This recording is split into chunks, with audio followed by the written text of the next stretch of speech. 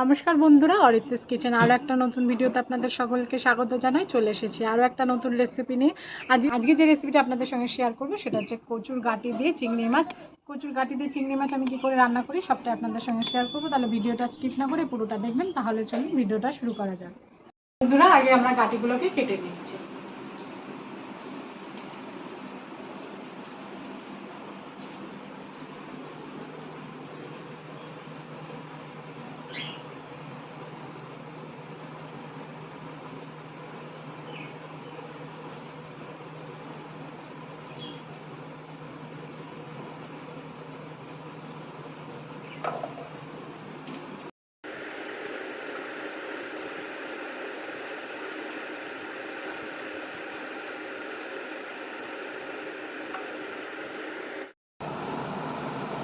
আমার সমস্ত গাঁটিগুলো কাটা হয়ে গেছে, এবার আমি পরিষ্কার করে ধুয়ে নেব।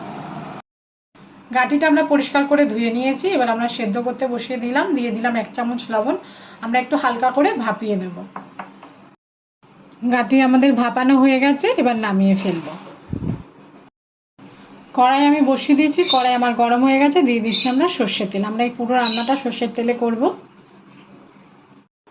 তেল আমাদের গরম হয়ে গেছে। আমরা এখানে চিংড়ি মাছ নিয়ে নিয়েছি। আমরা চিংড়ি মাছটা ভালো করে খোসা ছাড়িয়ে ধুয়ে নিয়েছি। এবার আমরা চিংড়ি মাছগুলো তেলেতে ছেড়ে দিচ্ছি।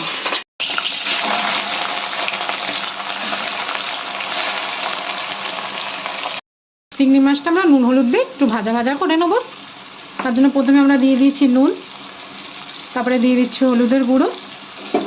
এবার ভালো করে আমরা ভেজে নেব। আমাদের ভাজা হয়ে গেছে, আমরা তুলে ফেলছি।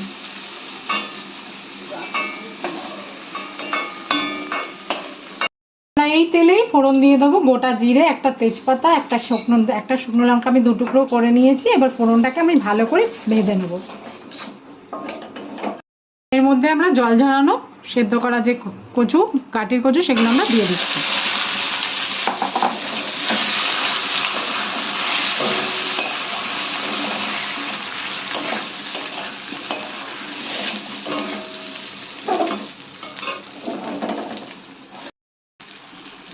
এর মধ্যে দিয়ে দিচ্ছি আমরা লবণ, দিয়ে দেবো হলুদের গুঁড়ো। আমরা একটু হালকা করে গাঁটিগুলো ভেজে নেব।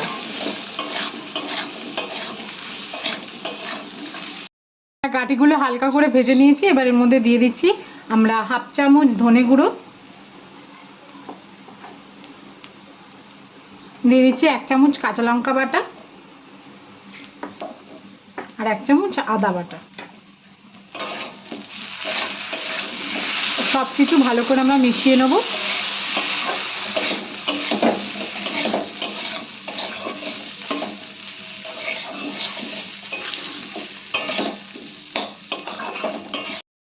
এর মধ্যে আমরা সামান্য জল অ্যাড করে দিচ্ছি।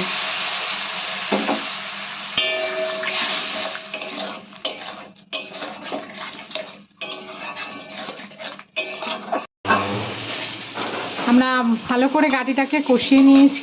এরপরে আমরা ভেজে রাখা চিংড়ি মাছগুলো এর মধ্যে দিয়ে আরেকটু কষিয়ে নেব।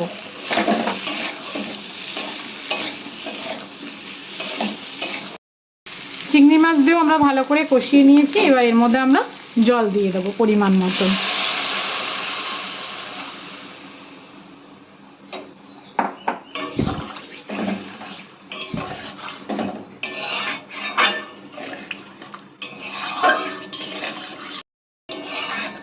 আপনারা কিন্তু বাড়িতে অবশ্যই ট্রাই করবেন এবং কেমন হলো আমাকে কমেন্ট করে জানাবেন। আর নতুন বন্ধুরা চ্যানেলটিকে সাবস্ক্রাইব করতে ভুলবেন না।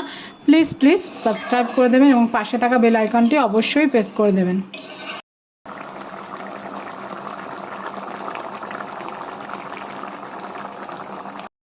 এর মধ্যে দিয়ে দেবো আমি আর শুকনো কলা আমি ভেজে রেখেছি জিরে, ধনে আর তেজপাতা। এবার আমি দিয়ে দিচ্ছি।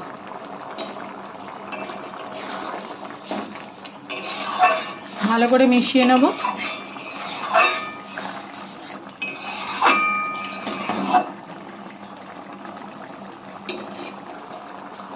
তৈরি হয়ে গেছে আমাদের গাঁটি চিংড়ি মাছের তরকারি। এবার আমরা এর উপরে ধনে পাতা দিয়ে নামিয়ে ফেলবো।